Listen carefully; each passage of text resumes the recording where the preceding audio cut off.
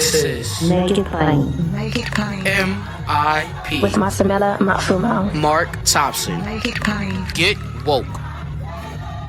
New from Radiotopia presents Red for Revolution, an audio drama about Black love, queer romance, and liberation. Join Jasmine, an 18-year-old navigating her queer identity while learning about her grandmother's secret love affair. Through her discoveries, we're transported back to 1971 to witness two remarkable women embark on a romance that defies all conventions. Subscribe to Radiotopia Presents and listen to Red for Revolution wherever you get your podcasts. Mamas and babas, sisters and brothers, Habari Gani, what's the news on this third day of Kwanzaa? Ujima, collective work and responsibility. We are, as always, happy and honored to have with us the founder of Kwanzaa. He is the professor and chair of the Department of Africana Studies at California State University in Long Beach, chair of the organization US and the National Association of Kawaida Organizations, executive director of the African American Cultural Center and the Kawaida Institute of Pan-African Studies, co-chair of the Black Community Clergy and Labor Alliance. He is also the author of numerous scholarly articles and books, including Kawaida and Questions of Life and Struggle, Ma'at, The Moral Ideal in Ancient Egypt, Selections from the Hosea, The Sacred Wisdom of Ancient Egypt, Introduction to Black Studies, now in its fourth edition, and Oduifa, The Ethical Teachings. Now he is the creator, as we all know and love him most, of the Pan-African cultural holiday Kwanzaa and the Nguza Saba, the seven principles, and author of the authoritative text entitled Kwanzaa, a celebration of family, community, and culture. He's also the subject of the book by Dr. Malefi Asante entitled Maulana Karenga, an intellectual portrait. And finally, he is currently writing a major work entitled The Liberation Ethics of Haji Malcolm X, Critical Consciousness, Moral Grounding, and Transformative Struggle. We welcome once again as we celebrate this third day of Kwanzaa, and we remind you to light the green candle today, closest to the black candle in the middle. We lit Umoja for the black, Kujishakalia, the closest red candle, for the red one, to the immediate left of the black candle, Umoja. And now to the immediate right of Umoja is Ujima. This is day 3. We light the green candle. And as we light that candle, once again, we say to one another, Habari Gani. Dr. Karenga, Habari Gani. Ujima, hopefully me, my concern is for you. So that's what we've been saying there. And I think it's important, again, in being a good relative, to always be concerned about others. It's a teaching that my mother and father taught us, that we always are concerned about others. If we take care of others, then they can take care of us, and we can take care of each other. It's a good thing to be responsible for each other. And so, Ujima, the third principle is collective work and responsibility. And it calls on us, as we write in the text, quote, to build and maintain our community together and make our brothers and sisters' problem our problem and solve them together. Now, this principle teaches us to share responsibility to work and build, right? To work. And there's a work in there, there's also a struggle. It's all collective, but it has two things, action and responsibility. It says we have the responsibility, the shared responsibility, that's a collective responsibility, shared responsibility to work and build the good family, community, society, and world we all want and deserve to live in. You know, just think about that. We have to build it, right? We say that we are all liberators, that the people that cannot save himself is lost forever, that no matter how numerous or sincere our allies are, we who would be free must strike the final and decisive blow. We must do the heavy lifting. We must free ourselves in order to be ourselves. Because if other people free us, it's not going to work. Nana, Philip Randolph said, freedom is not granted.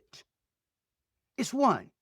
Justice is not given, it's extracted. And so he's talking about a struggle that we have to endure. engage it, but we must do it together because we're going to live together. We're going to build the family, the community, the society together. And it's one we want and deserve. And if we build it ourselves, right, it'll be what we want. And if we build it ourselves, it is because we believe we deserve the good world, right? We want to live in and leave as a legacy worthy of the name in history African. And so we have to be actively concerned with not only our well-being, but with the well-being of others and the well-being of the world and all those in it. And to see the cooperative creation and sharing of good as justice and goodness and appreciate it with joy. Justice and goodness and appreciate it with joy, right? Again, the teaching, let's do things with joy. For surely humans have been divinely chosen to bring good into the world. So let's bring good into the world together. Kwanzaa is a harvest celebration, first fruit harvest celebration. And so here, Ujima models the harvest in a special way. We do things together in the harvest. We plan the harvest together. We cultivate and care for the harvest. Oh, wait a minute. First, we sow the seeds of harvest. We first plan the harvest, right? We sow the seeds of harvest. We cultivate the plants of harvest. And guess what? Then we do the harvest together. And finally, we celebrate and enjoy the fruits of the harvest. So that's a perfect thing for Ujima. It models that.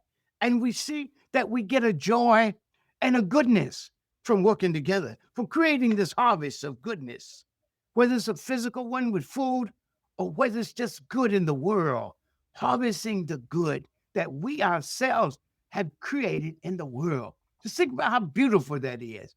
And so we must be responsible. Again, I repeat, for building the good life we want to live. For the caring community we want to create an adjusting good society and world we want to not only live in, but to leave for future generations. It calls on us to engage the problems of our brothers and sisters. There's that relative again, to be good relatives, not just to our what do you call it, biological brothers and sisters, but to our sisters of the people and our sisters and brothers of humanity. And if you believe it, our relatives in the other biological, biotic community, right? The live community, animate community.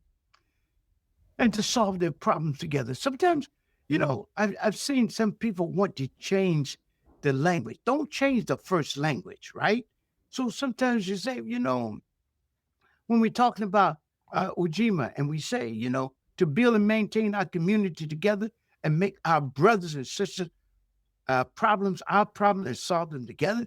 People want to change that to community, but don't do that. Don't do that. Like, for example, if you do the Ten Commandments, or you do Buddha's Eightfold Path, right?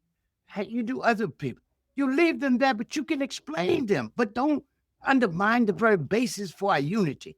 Kwanzaa and Good Society have united us in ways no other philosophy, no other practice, no other holiday has, across what? All religions, across all political persuasions, against all classes, across all generations, right? So keep that. Hold on to this thing of value. Keep it, right? And then you can explain it. You can explain it the way you want, but you first leave it in its tact. Brothers and sisters, there for a reason.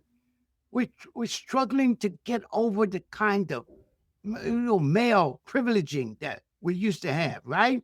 So we need to say, and besides, whether brothers and sisters, whether male and female have intimate relations or not, or whether they're just brothers and sisters in the community and in the world working for a common good, we need to make sure we have excellent relationship, right? And that's a core relationship. Without that core relationship, a lot of other things can't happen. And so we need to do that. We need to work in peace. We need to work in love. We need to work in mutual respect and in mutual benefit, right? That's what we need to do. And so this principle teaches that shared responsibility to work, to struggle, and to build the good family, the community, society, and world we all want and deserve to live in. And again, leave for the next generation. I want us really to understand that we can always say somebody else can do things for us. They won't. Certainly our oppressor won't, right? But the reality is there's a joy in doing things collectively for ourselves and to build again our world, not other people's world, but our world, and contribute to the other world, but our world in our own image and interest, right? You know, what do Africans have to say about the world? What do they have to say about how do we raise children? What do we say about what are the standards for a man and a woman? What are the standards for excellence, right? Our texts tell us that the wise are known by their wisdom, but the great are known by their good deeds. And so we want to make sure that when we work together, we're working for good, not simply for ourselves or for money. We don't sell ourselves to money machines.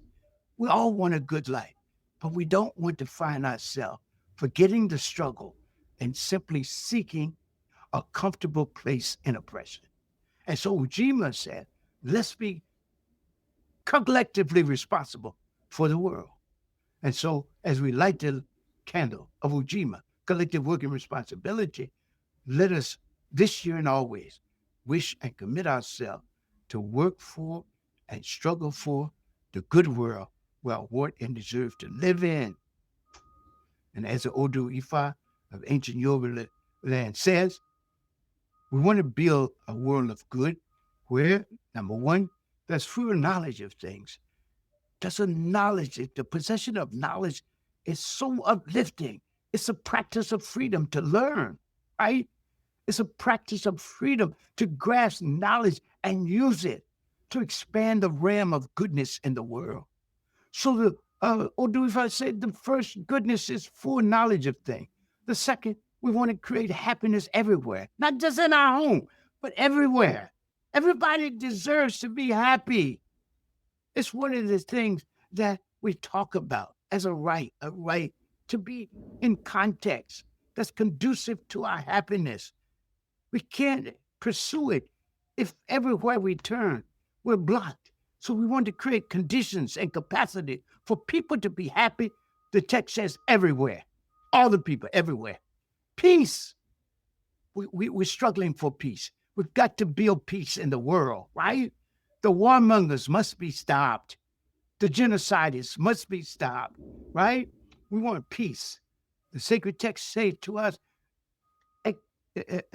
exceptionally good, extraordinarily good, right? It's the presence of peace. And there is no blame in peace for those who make it, for those who practice it.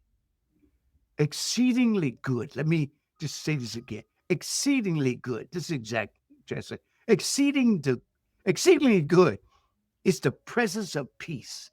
And there is no blame in peace for those who practice it.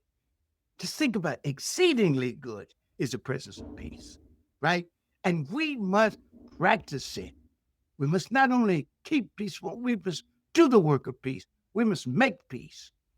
And then the next criteria they say for this good world we want to build collectively is a well-being and security of person, where everyone can live lives of dignity and decency, where there's the end of poverty and misery. And we have created a context of maximum human freedom and human flourishing. This is the beautiful concept of, creating conditions and capacity for all humans.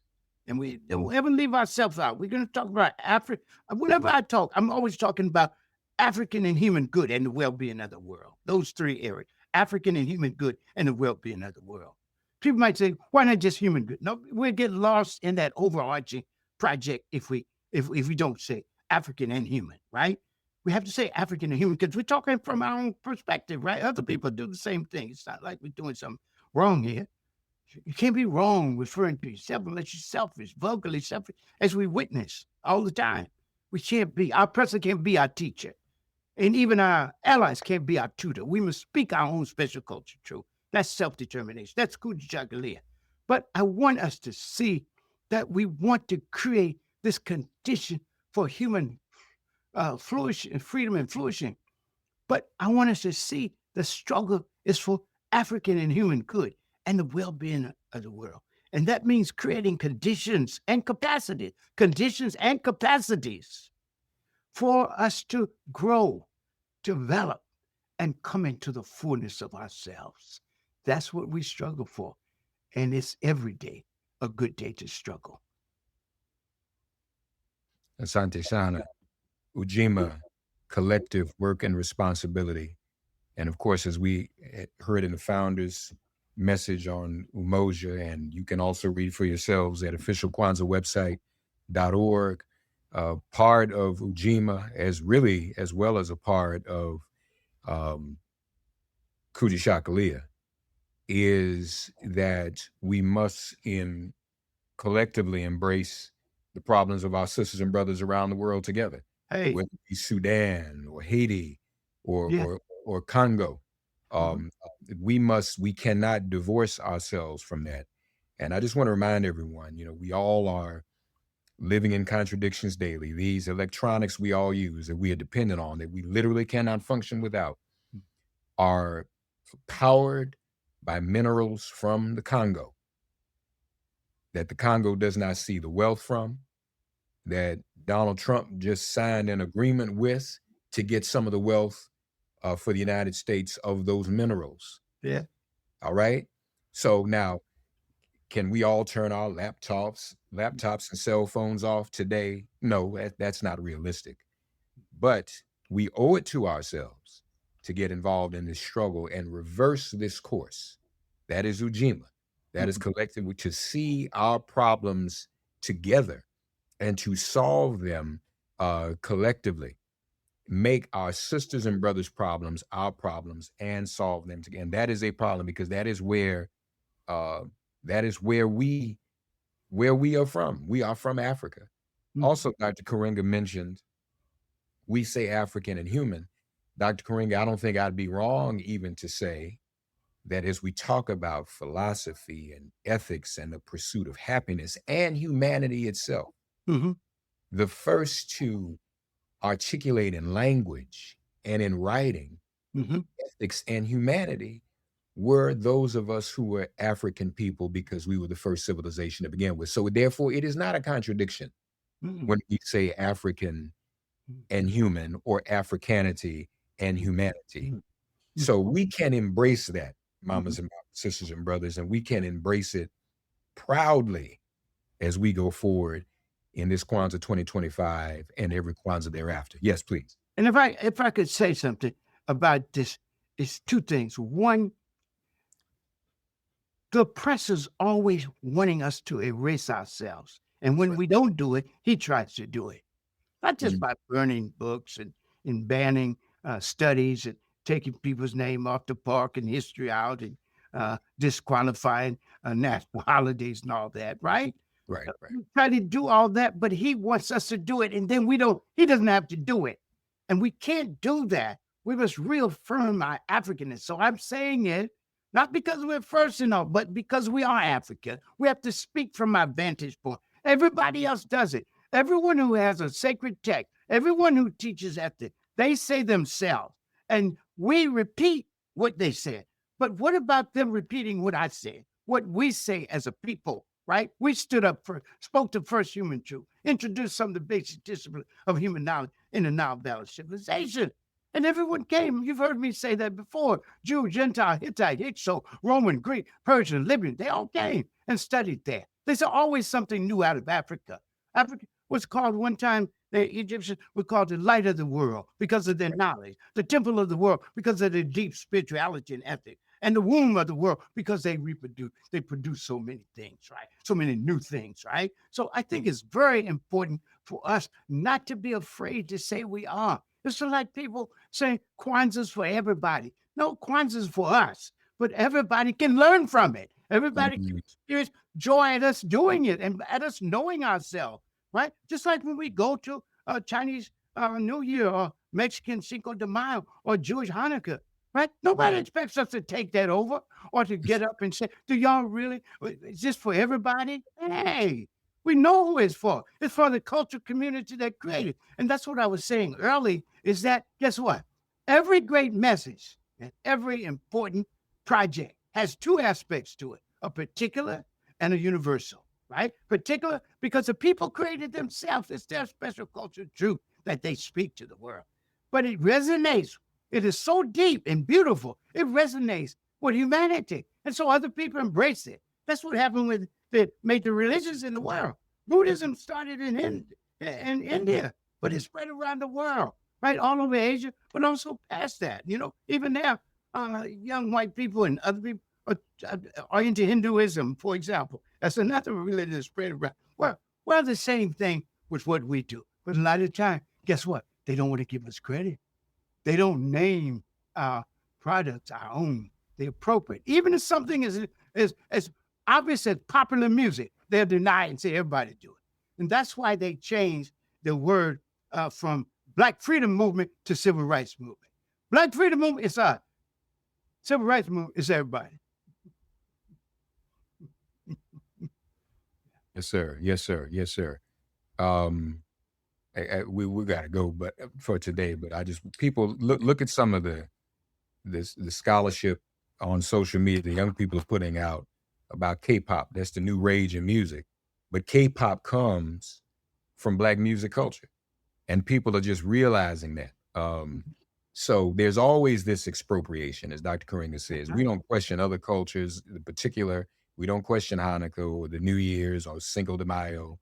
2026 will be the founding, the 250th, whatever birthday of the United States.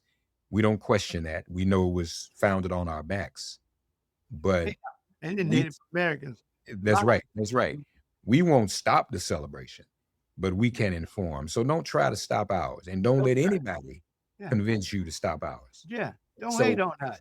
That's right. Don't hate on us. Amen. Folks, official Kwanzaa website, .org to find out more, and you can follow the principles for every day and the candle lighting ceremony. We'll be back tomorrow. Dr. Maulana Karenga with us for this third day of Kwanzaa. Tomorrow, Ujima. We're going to love Ujima tomorrow. Cooperative economics. Got a lot to talk about. Don't miss out, folks. Spread the word.